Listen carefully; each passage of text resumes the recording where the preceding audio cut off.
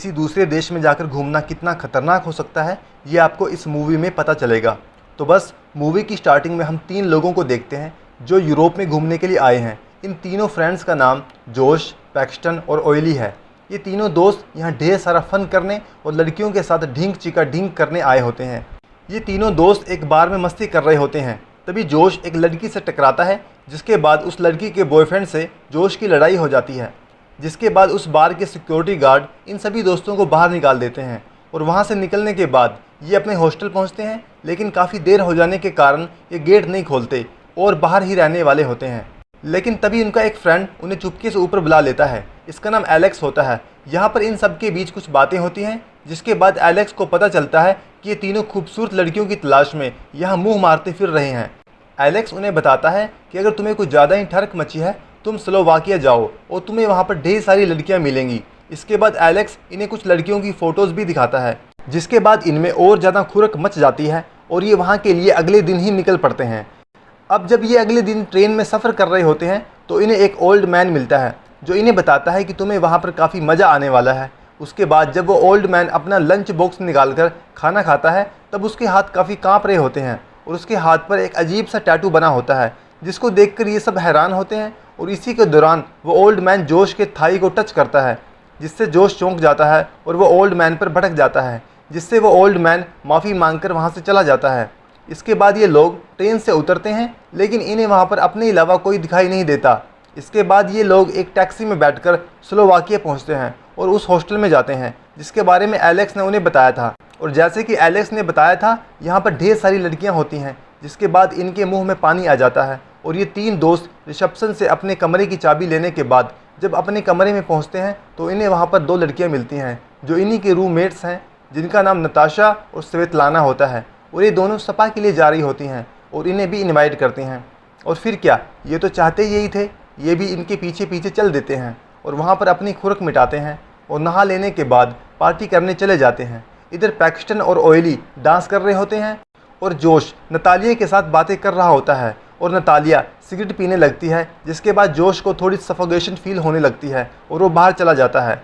उसके बाहर निकलने के बाद कुछ छोटे छोटे बच्चों का गैंगस्टर ग्रुप आता है, जो जोश को धमकाता है और पैसे मांगता है। उसके बाद वहाँ पर वही ओल्ड मैन आ जाता है जो ट्रेन में मिला था। उसके बाद ये दोनों अंदर बार में आते हैं और बातें करते हैं और वो ओल्ड मैन ट्रेन में हुई बदतमीजी के लिए माफ़ी मांगता है। और थोड़ी देर बाद ये सभी दोस्त अपने रूम में सोने के लिए चले जाते हैं और लड़कियों के साथ पूरी रात ढींग चिका करते हैं। और सुबह जब ये जागते हैं तो पैक्सटन और जोश ये देखते हैं कि ऑयली वहाँ पर नहीं है। ये रिसेप्शन पर जाकर पता करते हैं तो रिसेप्शनिस्ट कहता है कि वो तो आज सुबह ही चेकआउट कर गया है, जिस पर ये दोस्त चौंकते हैं कि वो हमें बताए ऐसे कैसे जा सकता है। और उन्हें थोड़ा शक होता है, इसलिए वो उन लड़कियों से जाकर पूछते हैं जिनके साथ वो रात रुके थे, लेकिन उन्हें भी कुछ पता नहीं होता। इसके बाद एक काना नाम की लड़की आती है, जो इन दोनों को बताती है कि तुम्हारा दोस्त मेरी फ्रेंड के साथ रुका था, हो सकता है कि वो दोनों एक साथ कहीं गए हों।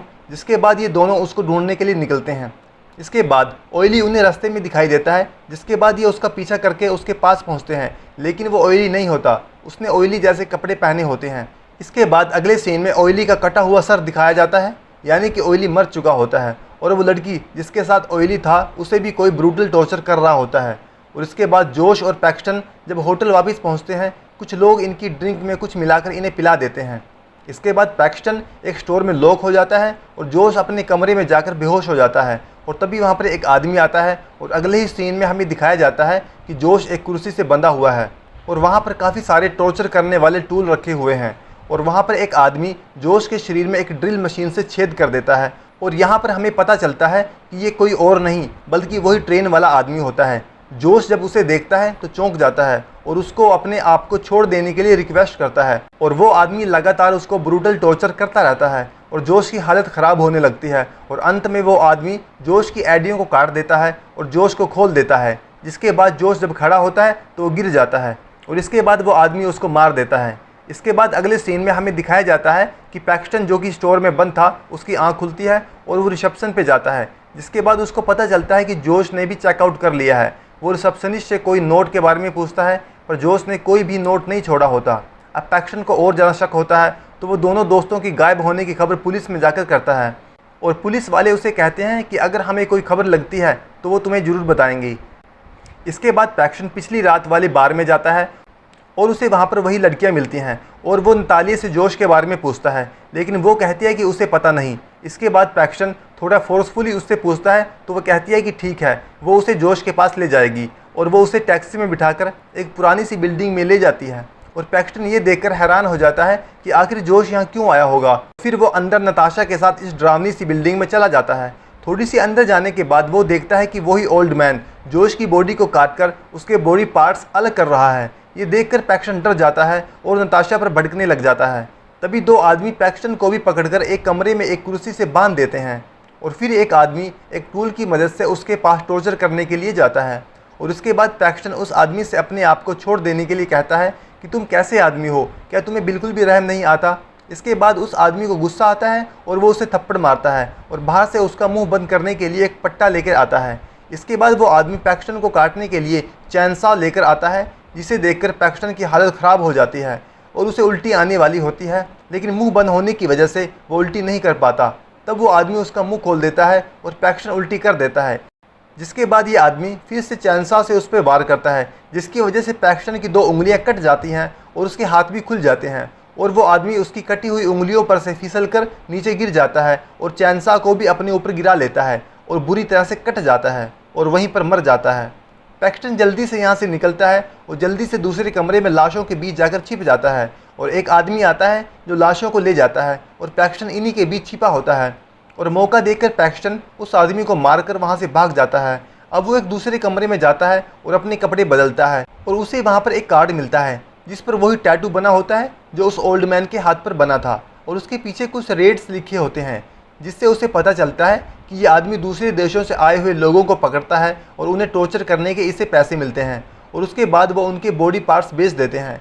इसके बाद पैक्स्टन वहाँ से बचाकर निकलने की कोशिश करता है। फिर उसे वहाँ पर कमरे में कान्हा दिखती है जिसे एक आदमी टॉर्चर कर रहा होता है। वो उसे बचाने के लिए जाता है और उस आदमी से फाइट करता है और उसे मार देता है और कान्हा को लेकर वहाँ से भाग जाता है। और रास्ते में पैक्स्टन को नताशा, स्वेतलाना और उसका वो हॉस्टल वाला दोस्त एलेक्स मिलता है, जिसके बाद वो समझ जाता है कि ये आपस में मिले हुए हैं और वो उन पर कार चढ़ा देता है और उन्हें भी मार देता है।